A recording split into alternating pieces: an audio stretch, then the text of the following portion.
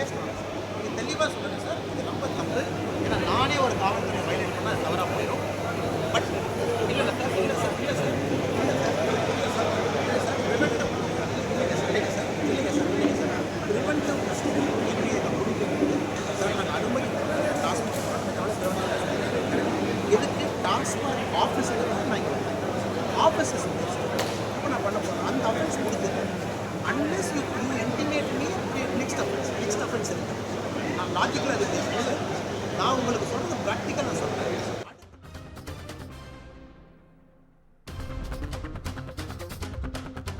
தற்போது கிடைத்துள்ள முக்கிய செய்தியை பார்த்து வருகிறோம்.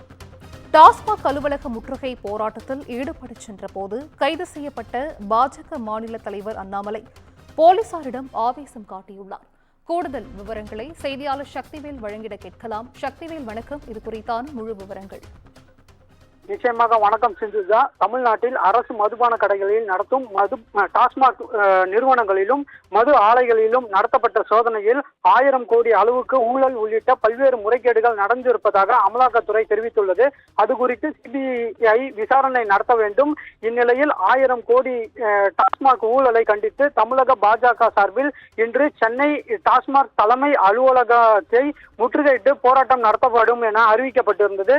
இந்த சூழலில் பாஜகவை சேர்ந்த முக்கிய பிரமுகர்கள் பலர் இன்று காலை முதல் வீட்டு காவலில் வைக்கப்பட்டனர். முன்னெச்சரிக்கை நடவடிக்கையாக பாஜக மூத்த தலைவர் தமிழிசை சவுந்தரராஜன், எச் ராஜா மற்றும் தமிழக பாஜக மாநில தலைவர் அண்ணாமலை ஆகியோர் வீட்டுக்கு முன்பு போலீசார் குவிக்கப்பட்டிருந்தனர்.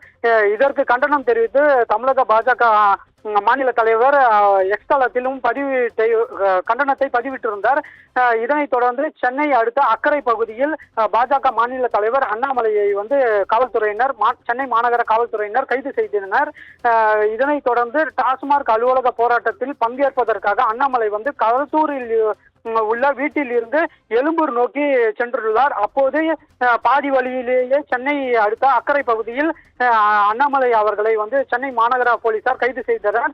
பின்பு பாஜக மாநில தலைவர் காவல்துறையினரிடம் தற்போது கடும் வாக்குவாதத்தில் ஈடுபட்டு வருகிறார். அந்த காட்சிகளை நம்மால் பார்க்க முடிகிறது. அப்போது அவர் சுமார் 5:30 மணி அளவில் தன்னை விடுதலை, அதாவது மண்டபத்தில் இருந்து வெளியே அனுப்ப வேண்டும், ஆனால் இதுவரை என்னை அனுப்பவில்லை, எதற்காக என்று சொல்லி அவர் கடும் வாக்குவாதத்தில் ஈடுபட்டுள்ளார். குறிப்பாக அவர் தற்போது அவர் கூறுகையில் அவசரமாக கொல்கத்தா செல்ல வேண்டும் என்பதால் தற்போது 3 விமானங்களை நான் தவறிட்டுள்ளேன், உடனடியாக என்னை வெளியே அனுப்புமாறு காவல்துறையினரும் தொடர்ந்து வாக்குவாதத்தில் ஈடுபட்டு வருவதால் அங்கு சம்பவ இடத்தில் பரபரப்பு ஏற்பட்டுள்ளது. இன்னும் சற்று நேரத்தில் அவர் இன்னும் சற்று நேரத்தில் போலீசார் அவரை அனுப்ப உள்ளனர். இருந்தாலும் அவர் தொடர்ச்சியாக காவல்துறையினரிடம் வாக்குவாதத்தில் ஈடுபட்டு வருவதால் பெரும் பரபரப்பான சூழல் ஏற்பட்டு வருகிறது. சிந்துஜா, விரிவான விவரங்களுக்கு நன்றி சக்திவேல்.